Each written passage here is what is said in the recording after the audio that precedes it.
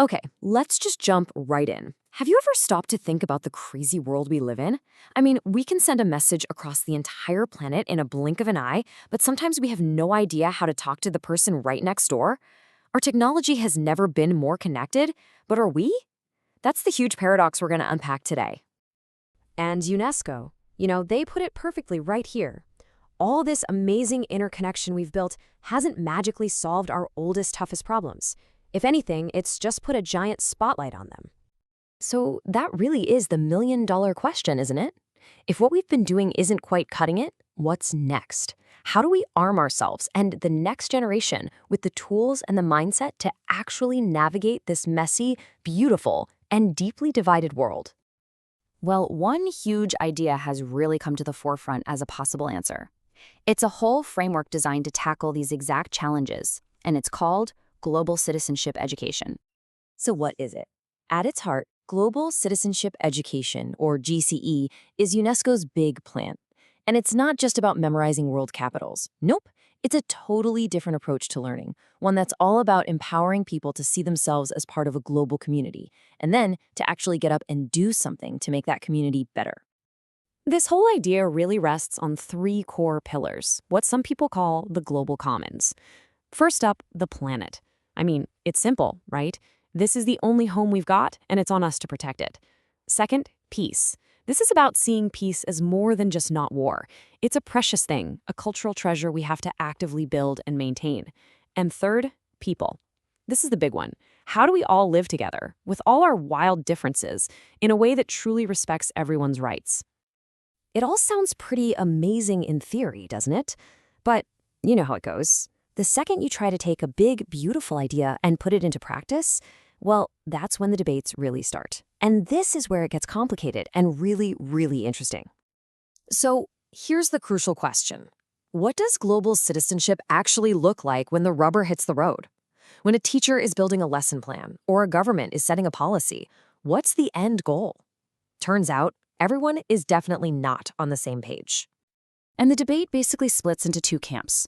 On one side, you've got this vision of GCE that's all about competitive advantage.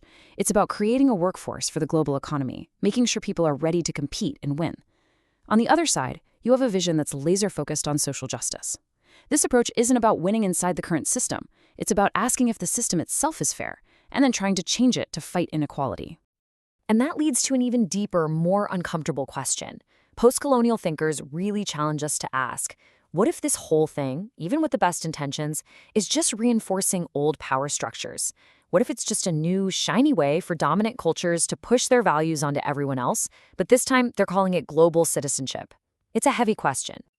All right, so let's pull this out of the world of theory, because these abstract debates have very real, very tangible consequences. They're shaping what happens in our schools, how we treat each other, and literally who gets to cross our borders. Right. This isn't just stuff for textbooks. This tension, this question of whether diversity is a resource to be celebrated or a problem to be solved, has a direct line to policy. It affects everything from the classroom to the border checkpoint. Okay, look at this number. 71%. In the United States, that's how many English language learners already speak Spanish. They're bilingual. But instead of seeing that incredible skill as a gift, as a perfect example of global citizenship, the system often treats it like a deficit, a problem that needs to be overcome. And this is exactly where that social justice vision of education comes roaring back. Advocates say, no way. Education should do the complete opposite.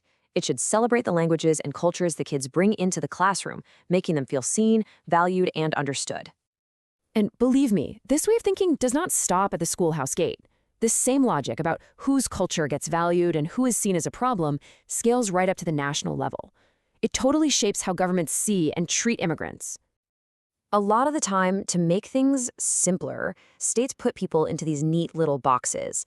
On one side, you have your skilled workers. They're seen for what they can contribute to the economy. They're an asset. But on the other side, you have family class and refugees, who are often framed purely in terms of what they might cost. They're seen as a liability. And here's the gut punch.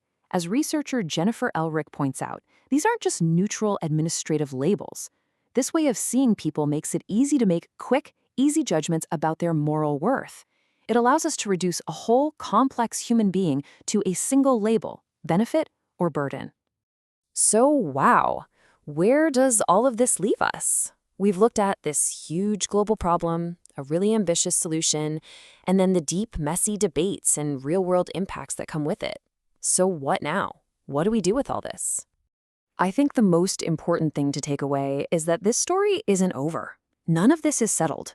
The conversation about what global citizenship really means, about whose culture matters, about who belongs, it's a live, ongoing debate.